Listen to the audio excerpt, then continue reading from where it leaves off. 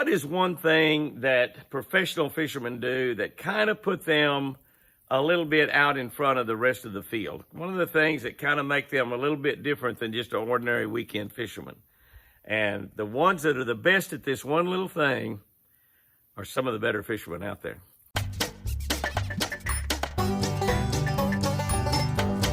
Whoa! That's a beauty. Good morning, guys and girls. September 18. That's right, September 18. We're looking at Proverbs. Proverbs, you know, is one of my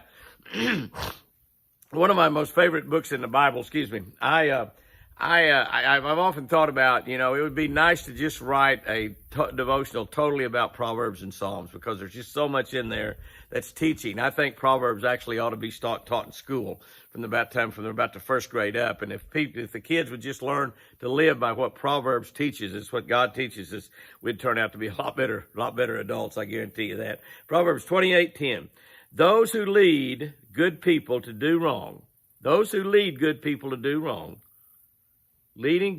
do wrong, will be ruined by their own evil. Those who lead good people to do wrong will be ruined by their own evil, but the innocent will be rewarded with good things. Now, that's a pretty complicated little verse. Here's what I wrote about that. Ponds react the same in the fall as they do in the spring. Fishing improves more quickly in ponds in the spring because the water warms up earlier than in the larger lakes. So in other words, there's a smaller body of water. The water will heat up warmer, and that warmer water causes the fish to get going in the springtime. Reverse that in the fall. That's right.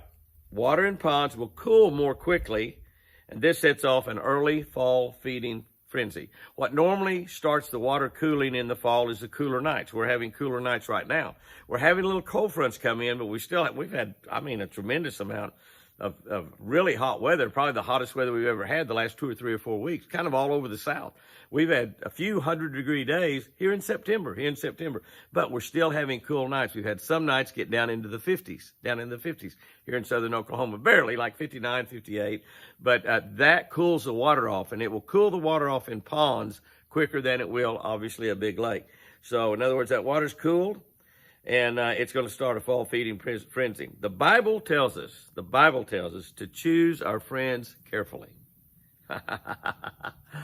Pay attention to this, guys and girls. Choose your friends carefully.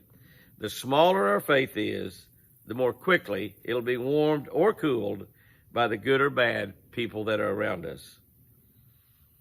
The smaller faith we have, the more that we're going to be influenced by other people. That's exactly what that's saying. The smaller our faith is, the more quickly it'll be warmed or cooled by good or bad people we're around.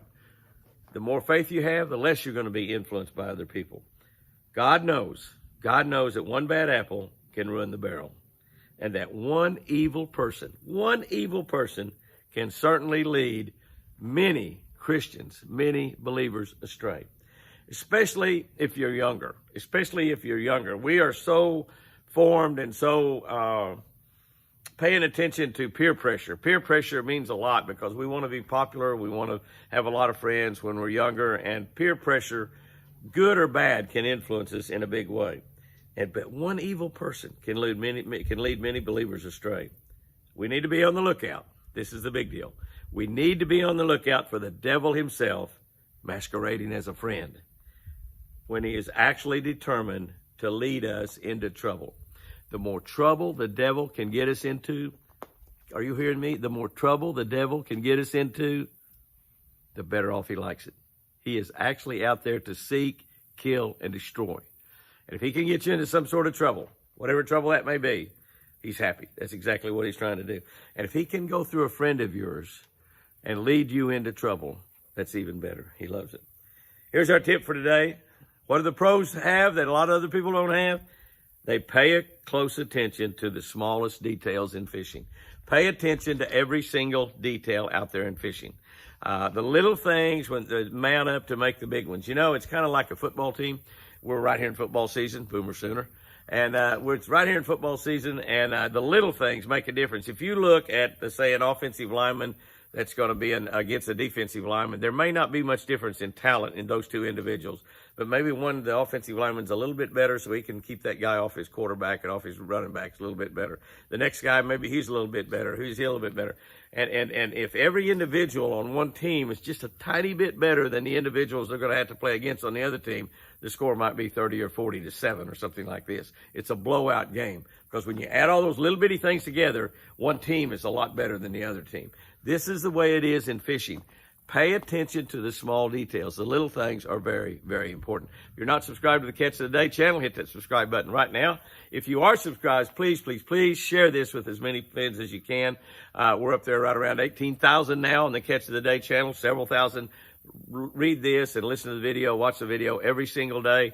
Many, many more thousands do on Facebook, as well as, of course, the ones we have on YouTube. So share this with a lot of friends. It is, I believe, the most important channel on YouTube because it starts you out and it lets you sometime during the day get into God's Word. God's Word will change your life for the better. Absolutely change your life. Guys and girls, go out there and have you a great one today. And remember,